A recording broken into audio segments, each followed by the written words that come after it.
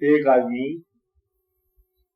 عبادت کر رہا ہے، زور شور کی عبادت کر رہا ہے اور راتیں جاگ رہا ہے. اقبال نے چلو کلام لکھ دیا، کلام تو اس کی شب بیداری نہیں ہے. شب بیداری تو کوئی اور چیز ہے.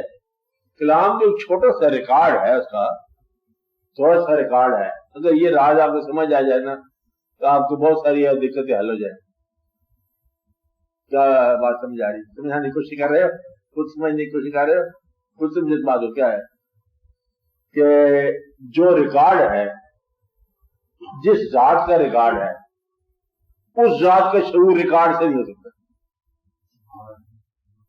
بات سمجھ آئی تو بات سمجھ آ جائے گی. مطلب یہ ہے کہ اگر آپ سیرت کی کتابیں پڑھو تو سیرت پڑھنے سے حضور اکرم صلی اللہ علیہ وسلم کی زندگی کا شعور نہیں سکتا، کیونکہ سیرت ایک ریکارڈ ہے، ذات تو نہیں ہے. جس طرح آپ یہ کہو فوٹو، انسان کا فوٹو برابر ہوتا ہے لیکن برابر نہیں سکتا. اس طرح ریکارڈ جو ہے یہ ذات کا شعور مشکل ہے. لفظ اللہ جو ہے یہ اللہ کی ذات کا شعور نہیں ہے. لفظ اللہ وجود ہے، اللہ اسم ہے کس کا؟ ذات کا. ذات حاوی ہے زمانہ مکان، اس سے بھی بلند. اور اللہ جو ہے نا یہ لفظ کاغذ پر ہے. اب شعور کیسے معلوم ہوا آپ کو کہ لامحدود اور باقی رہنے والی ذات کا شعور ایک لفظ سے، ریٹن ورڈ سے کیسے معلوم کرو گے جب تک آپ لامحدود نہ ہو؟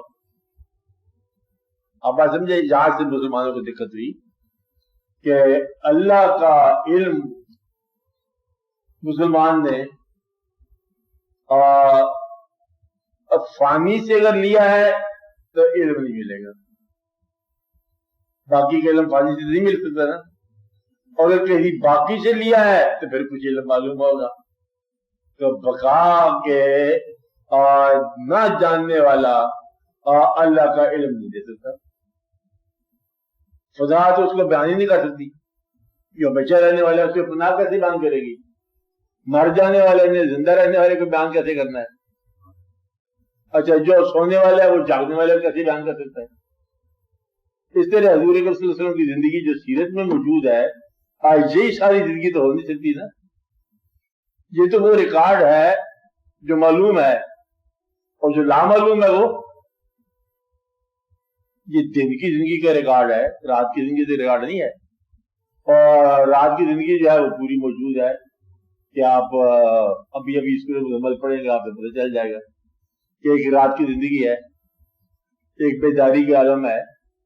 اچھا ایک اللہ کے ہاں مطلب میں اللہ کی زندگی ہے اور اس کا بھی ریکارڈ نہیں ہو سکتا کہ پھر اللہ تعالیٰ نے کہا پھر ہم نے وہ بات کی جو بات کی، پھر ہوا جو ہوا، پھر ہوا جو بھی ہوا، پھر جو ہوا سو ہوا.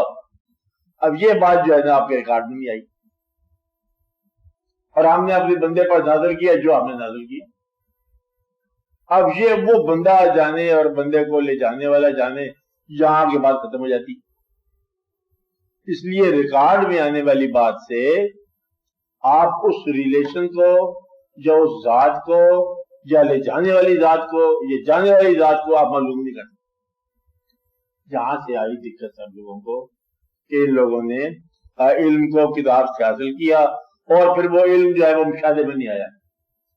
یہی وجہ ہے کہ فارمولے کے مطابق ایک آدمی پورا مسلمان ہے، نماز پڑھتا ہے، کلمہ پڑھتا ہے، مسلمان ہے، لیکن پاکستان کو تسلیم نہیں کرتا. اگر وارخان ہے لیکن مسلمان ہے لیکن پاکستان نہیں تسلیم کرتا. اب یہاں آ کے آپ کو ایک بات سمجھ آئے گی کہ یہ اسلام ہے، صداقت ہے، اسلام ہے کیا ہے، اس کا فارمولہ بنانا بعد میں.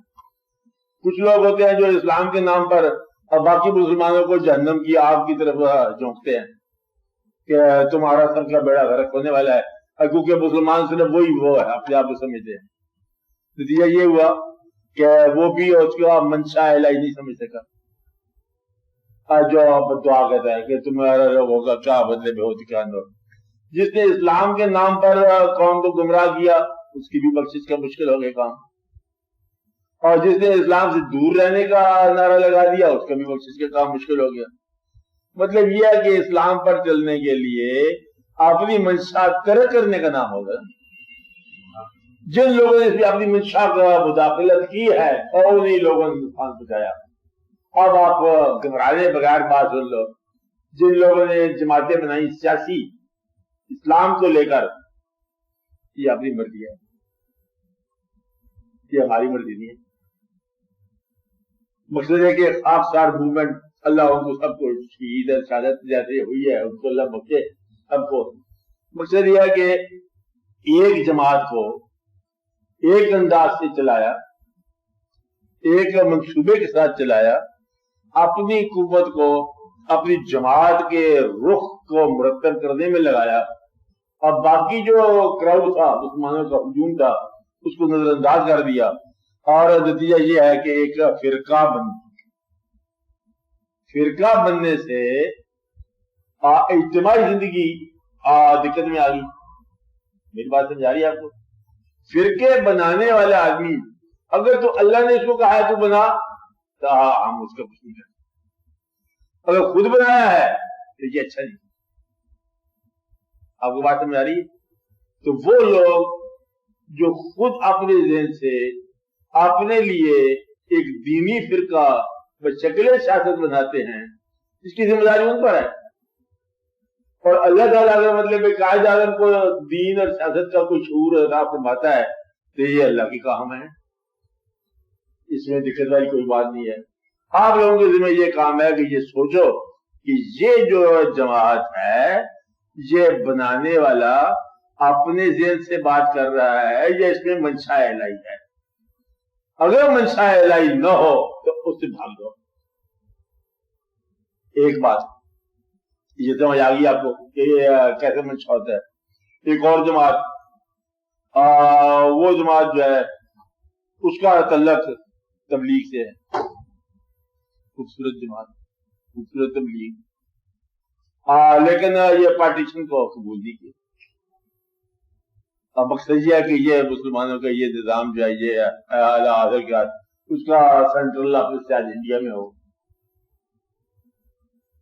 یہاں بھی سوچنے والی بات ہے کہ یہ اللہ تعالیٰ کا منشا کیا یہ ہے کہ اسلام ایک گروہ، اسلام ایک جماعت، اسلام ایک فرقہ، اسلام ایک دین، اس کے اندر ایک نیا نظام ایک نئی شکل میں پیدا کیا جائے.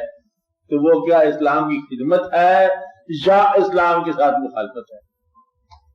اب آپ دیکھو قادیانی اپنے آپ کو مسلمان کہتے ہیں، کہتے ہیں نا.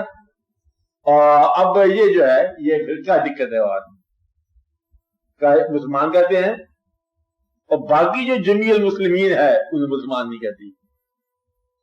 اور اس کے نتیجے کچھ بھی ہو، کافر کہہ دو، بندہ کہہ دو، اسلام کا ٹوٹیلٹی کے اندر جو ہے نا ایک فرق پڑ گیا. اسلام کی جامعیت میں ایک فرق پڑ گیا. ایک اور فرقہ جو دینی طور پر بنا اس میں ایک اور فرقہ کا فرق پڑ گیا. اسی طرح روحانی انداز سے بھی جو فرقے بنے ہیں اور وہ جو بڑے بڑے تھے مین وہ سارے یکساں تھے کہ یہ انداز ہے تعلیم کا، یہ انداز ہے تبلیغ کا، یہ انداز ہے ٹریننگ کا، وہ سارے ایک جیسے ہوتے تھے. اور جہاں فرق آ گیا، ایک دوسرے کے ساتھ مخالفت کا شروع ہو گیا، اس وقت سے جو ہے نا یہ سارا نظام آپ یہ سمجھو کہ ذاتی بن گیا، پراپوگنڈا کا بن گیا، اور جماعت سازیاں ہو گئی، اور مسجد کا مسجد کے ساتھ جھگڑا ہو گیا، بندے کا بندے کے ساتھ جھگڑا ہو گیا، جو بندی اور بریلوی کا جھگڑا ہو گیا، بلکہ بندے بھی قتل ہو گئے. اور کیا ہے، کیا تم اللہ کو مانتے ہو؟ بریلوی لوگ ہم تو مانتے ہیں، آپ جو رسول اللہ صلی اللہ علیہ وسلم کو مانتے ہیں، آپ کے یہاں ویشی کا ہم مانتے ہیں، ہم ویسے ہی مانتے ہیں. آپ کیا مانتے ہو؟ کہتے ہیں اللہ کا حکم ماننے والی بات یہ گئی، آنا مسلم سے بدلے جو آیا وہ چلا گیا، حضور اکرم صلی اللہ علیہ وسلم کی بدلے پہ آیا جھگڑا. اب اندازہ یہ لگاؤ کہ آج تک اس بات پہ جھگڑا ہو رہا ہے کہ واقعہ کیا تھا اسلام کا، بجائے اس کے کہ مسلمانوں کو اکٹھا کر کے یا اکٹھے ہو کے ایک مکمل گروہ اکٹھا ہو کے ایک سمت میں چل پڑے. آپ کی زندگی میں آپ نے دیکھا ہوگا کہ مکمل مسلمانوں کو کسی ایک آدمی پر مکمل جب یقین تھا تو کہا جائے کے علاوہ کوئی پیر ملا ہی نہیں. یعنی کہ ملت کا اگر کوئی پیر ملا نا اتفاق کی بات ہے تو وہ کہا جاتا تھا جہاں تو ملت گمراہ ہوگی کہا جاتا ہے پیچھے لا کے مکمل یہ ملت سب کا کی بات کر رہے ہیں تو جہاں مطلب وہی صحیح ہے. اب یہ فیصلہ کیا سب لوگ ہم نے غلطی کی ہے اس کے ساتھ لگ کے تو پھر استغفار پڑھتے پڑھتے جو ہے نا غلطی کی سزا یہ سمجھو کہ آپ نے وطن بھی چھوڑا, مشرقی باجداد بھی چھوڑا, گھر چھوڑا, اذیت ہے, آپ بھی تکلیف ہے, کل بھی تکلیف تھی, مصیبت ہے مصیبت, کیوں اس کے پیچھے لگے ہو بدلے میں غیر مسلمانی انداز سے. اور اگر وہ صحیح تھا تو آپ نے جو قربانیاں دی ہیں گھر بیٹھے بیٹھے آپ کو شہادت کا انعام مل گیا, عزت کا انعام مل گیا اور آپ کی زندگی ایک مقدس انداز میں داخل ہوگی. اب یہ سوچو کیا ہوا, ایک ملک بن گیا. اتنی قربانی سے ایک ملک کا بن جانا بڑی بات ہے. تو جب ملک پورے ہو چکے دنیا میں ایک نیا ملک پیدا ہو جانا کوئی چھوٹی بات نہیں ہے میرے خیال. اب یہ آپ سوچو کہ صداقت کیا ہے اور پراپیگنڈا کیا ہے. تو حالات کیجیے کہ صداقت کیا ہوتی ہے اور مشہوری کیا ہوتی ہے. اب یہ سوال ہے نا کہ پراپیگنڈا کیا ہوتا ہے کہ خود کیوں کچھ لوگ مشہوری کا انتظام کرتے ہیں اور کچھ لوگوں کو فطرت کیسے تحفظ دیتی ہے. یہ کام ہے کہ جو فطرت کر رہی ہے وہ صحیح ہے. تو اقبال جو ہے وہ صحیحت ہے. اگر تم اقبال جیسا کچھ بننا چاہو گے تو تم غلط ہو جاؤ. تبریز صحیح ہے, رومی صحیح ہے, اور اگر رومی سے کچھ تم نقل کرنی شروع کر دو تو پھر تم صحیح نہیں ہو کیونکہ وہ واقعی اور ہے.